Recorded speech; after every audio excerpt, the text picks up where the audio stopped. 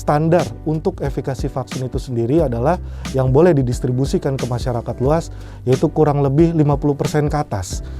Yaitu dengan nantinya membentuk antibodi, ya, yang nanti bisa digunakan antibodi tersebut untuk melawan dari virus COVID-19 itu sendiri, yang sejauh ini memang ya bisa untuk melawan varian Delta. Karena ada beberapa vaksin yang dipakai di Indonesia, kita bisa memberikan edukasi dan juga sosialisasi yang baik mengenai bagaimana vaksin itu, bagaimana cara kerja vaksinnya, bagaimana efek samping yang ditimbulkan, supaya apa? Supaya masyarakat ketika disuntikan vaksin tidak merasa takut dan mereka sudah benar-benar paham, ya, dan juga turut serta bisa memberikan contoh ke masyarakat yang luas, terutama yang memang belum mendapatkan suntikan vaksinasi COVID-19 ini.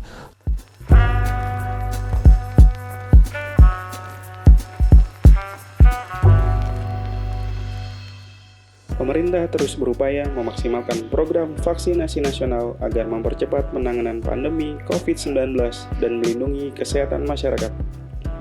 Namun, masih saja ditemukan masyarakat yang ragu akan efektivitas vaksin yang disediakan oleh pemerintah. Padahal, vaksinasi merupakan salah satu upaya yang perlu dilakukan untuk mencegah perluasan penyebaran virus COVID-19.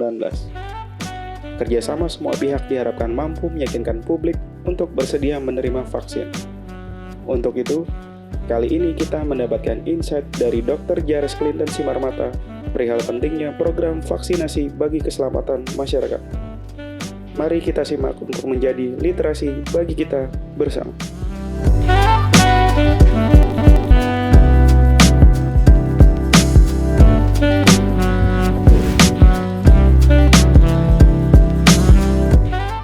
Jadi untuk varian dari jenis-jenis vaksin yang digunakan di Indonesia, kita tahu bersama memang awalnya ada beberapa, tapi sekarang memang sudah ditambah, dari mulai Sinovac, lalu ada AstraZeneca, lalu ada Sinopharm, lalu yang terbaru juga sekarang yang ingin nanti didistribusikan ke masyarakat ada jenis Pfizer dan juga Moderna, seperti itu. Dan juga memang jenis vaksin itu yang memang sudah mendapat surat izin darurat dari BPOM.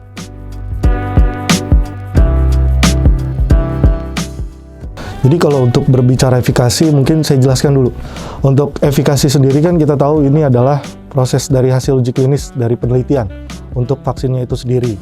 Jadi yang kita tahu memang dari vaksin yang didistribusikan di Indonesia itu memang berbeda-beda untuk efikasinya. Contohnya Sinovac, yang kita tahu persentase untuk efikasinya 65,sekian%.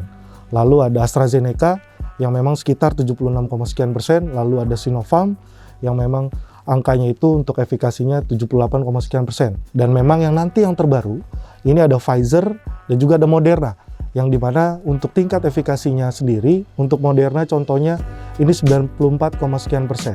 Lalu ada yang Pfizer, ini 95,sekian%. Jadi kalau berbicara masing-masing efikasi, yang ditanyakan tadi, apakah efikasi dari vaksin-vaksin yang disediakan di Indonesia itu dikatakan rendah? Saya rasa bukan rendah. Karena kita pun sudah melalui uji klinis juga ketika sebelum vaksin yang tadi itu didistribusikan.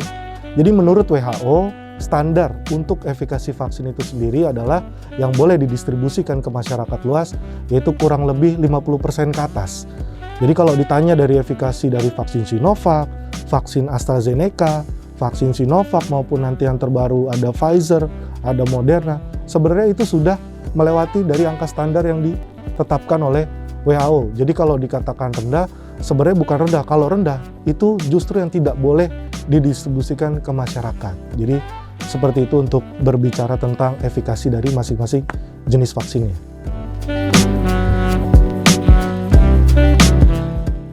Jadi untuk cara ketika vaksin yang disuntikan bagaimana, ya sudah pasti kita tahu ya untuk fungsi vaksin dan juga cara kerjanya, yaitu memberikan kekebalan tubuh kita, walaupun kita tahu tidak 100%, yaitu dengan nantinya membentuk antibodi, ya, yang nanti bisa digunakan antibodi tersebut untuk melawan dari virus COVID-19 itu sendiri, yang kita tahu pasti ketika disuntikan ke masyarakat luas, ya respon setiap orang pasti berbeda.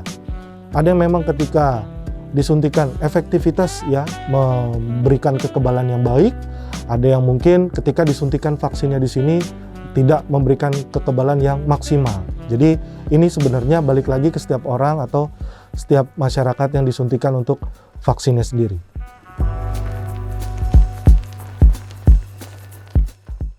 Jadi sebelum saya masuk ke pertanyaannya, kan berbicara tentang varian ya. Kita tahu COVID-19 itu sendiri bermutasi ya.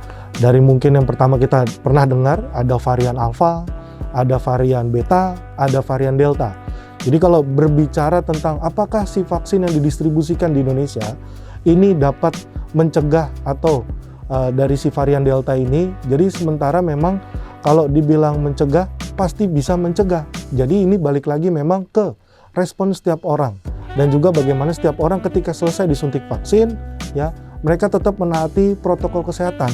Karena kita tahu vaksin ini tidak 100% melindungi tubuh kita. Apalagi kita tahu nih varian Delta itu sendiri yang membedakan dengan varian-varian lainnya adalah bagaimana penularannya begitu cepat, dan yang terbaru mungkin kita lihat keluhan-keluhan yang ditimbulkan dari varian Delta ini berbeda-beda. Dulu memang kita kenal COVID itu berbicara keluhannya itu tentang batuk pilek dan lain sebagainya. Tapi yang untuk varian Delta ini sudah beraneka ragam lagi karena akibat dari mutasi virus COVID itu sendiri. Contohnya varian Delta ya, keluhannya dia bisa nyeri-nyeri sendi di seluruh tubuh, atau bisa ada keluhan mual, muntah, dan lain sebagainya. Jadi kalau untuk ditanya apakah vaksin COVID-19 yang didistribusikan di Indonesia yang dapat melawan varian Delta, sejauh ini memang ya bisa untuk melawan varian Delta. Karena ada beberapa vaksin yang dipakai di Indonesia, memang WHO sudah menyatakan bisa dan efektif untuk melawan dari varian Delta itu sendiri. Jadi untuk upaya kita sebagai tenaga kesehatan dalam mendukung program pemerintah, terutama program vaksinasi ini, yaitu dengan cara melakukan terus ya edukasi, sosialisasi ke masyarakat luas. Jadi sebenarnya beberapa waktu lalu memang saya pernah melakukan terjun ke masyarakat ya.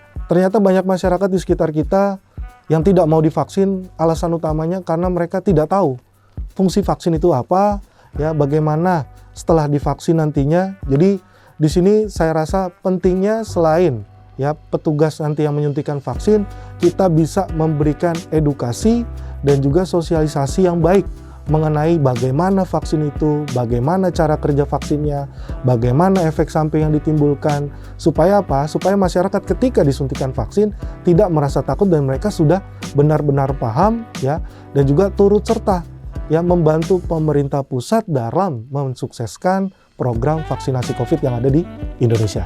Seperti itu.